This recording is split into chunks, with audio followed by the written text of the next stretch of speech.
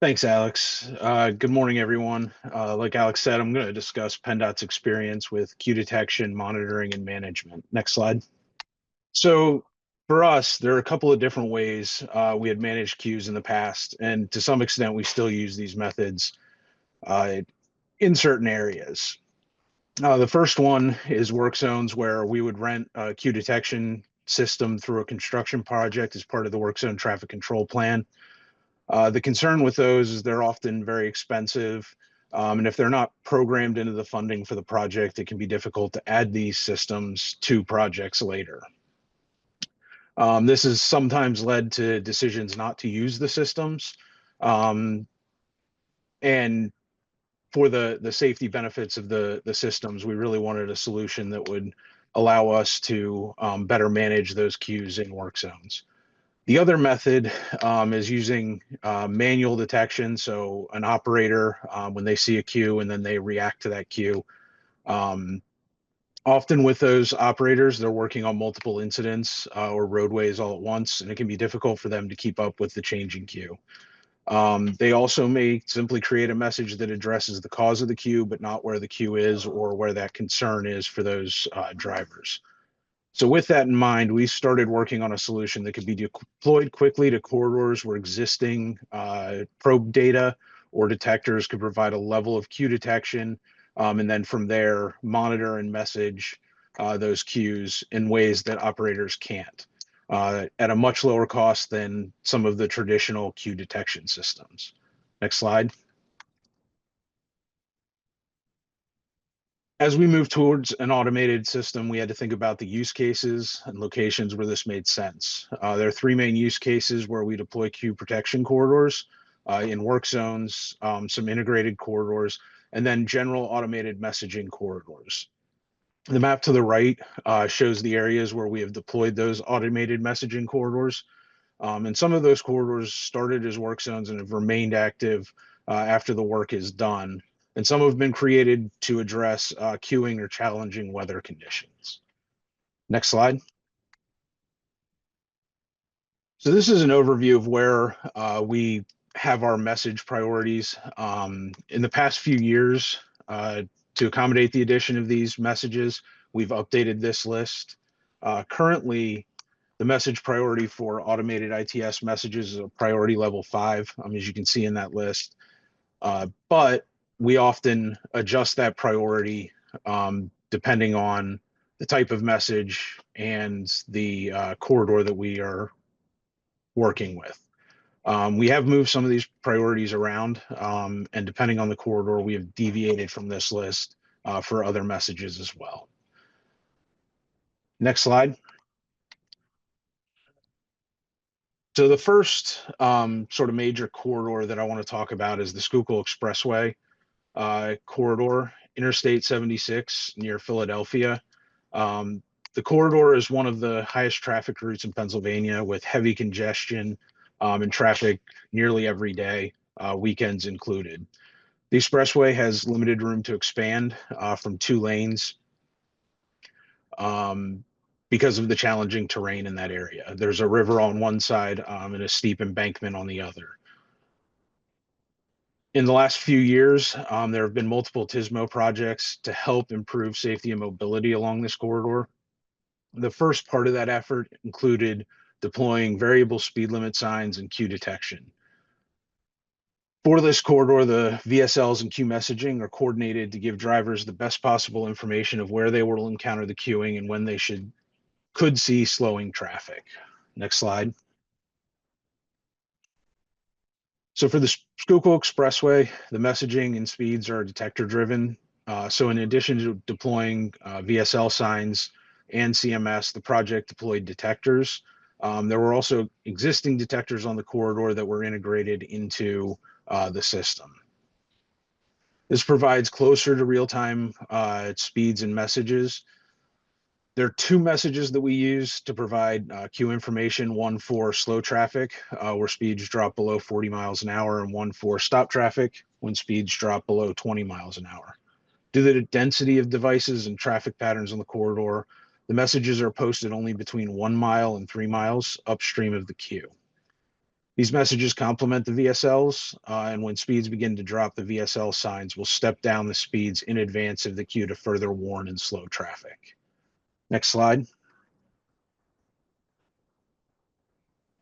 So for this corridor, the messaging and speeds are detector driven. So in addition to,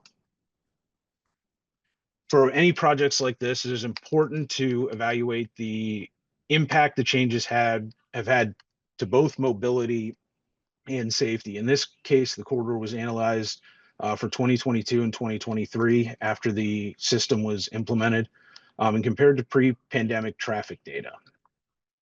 We've seen a reduction in crashes, a reduction in rear end crashes, fewer crashes with injuries and serious injuries, and a reduction in travel times throughout the corridor. We have encountered some challenges with the system as it ages, and we learn more about the capabilities of devices. One of the major lessons learned from this project in particular is that when we integrated the existing detectors, their calibration and maintenance have been very challenging. So moving forward, we want to consider that we add detectors to the project to replace existing detectors so we don't run into those challenges in the future. Next slide. So I-78, this is the next corridor that we want to talk about. One of our triggers for deploying automated queue detection was a work zone on Interstate 78 between Harrisburg and Allentown. The construction was a multi-year effort to reconstruct the highway. You can see a picture there of the conditions from the work zone. The traffic control plan didn't reduce the number of lanes for traffic, but it did confine traffic with barrier on either side with little to no shoulder. This area, again, has high traffic, and during the early stages of construction saw significant queuing and crashes. To help alleviate some of those safety concerns and improve mobility on the corridor, we had worked on improving the work zone elements to better direct drivers through the work zone, as well as deploying automated queue protection. In contrast to the 76 corridor, messaging was activated further back of the queue, and the messages varied in priority based on distance from that queue. Again, like I said, the priorities can be adjusted for any of the corridors we have deployed to provide flexibility for our local TMCs to adjust those messages. Next slide. This is an example of the messages that are posted using a couple of different sizes of CMS and the different distances on I-78. Similar to 76, the speed thresholds are set to display stopped or slow traffic. In this case, the slow traffic threshold was set at 45 miles an hour and the stop traffic threshold was set at 30 miles an hour. Again, these speeds can be configured by the corridor, so depending on the prevailing conditions, we can adjust those as needed. Next slide. Again, one more slide.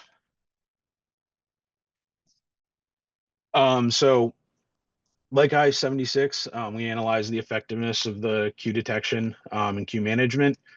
We have seen a reduction in, again, the total crashes, rear end crashes, fatal crashes, and injury crashes. And this is on an annualized basis. You can see those results there in the graph. Next slide.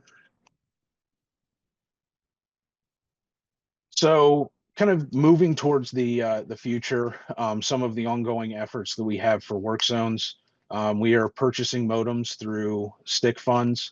This will allow quick deployment to portable message boards that we can then connect into ATMS. We're going to continue looking to develop or deploy similar solutions in the coming years. And then the other piece of that is we've deployed a lot of VSLs over the last couple of years in rural areas specific to weather, but we're also looking to integrate those into our ATMS and then use those to support work zones as well as queue detection in other areas. So like I said, we have those modems. We're going to be connecting them to those corridors and trying to improve our queue protection functions through work zones. Next slide.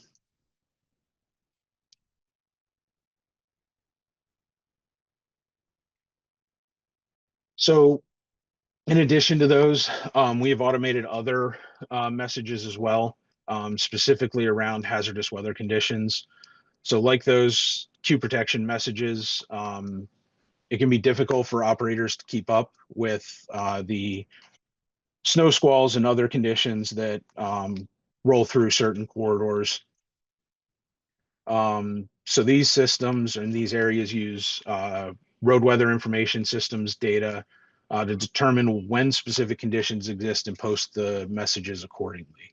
The distances are configurable, so if it's further away from an RWIS station and we think that there's maybe a condition or a change in the conditions that we're going to see there, we'll adjust that distance to be as appropriate. Most of the interstate network is within a 15-mile radius of an RWIS station. And we have deployed RWIS stations at key locations to help support these. You can see there the likelihood of a crash increasing, or the increase in the likelihood of a crash based on certain weather conditions. And those conditions have informed the messaging around automated weather messaging. Next slide.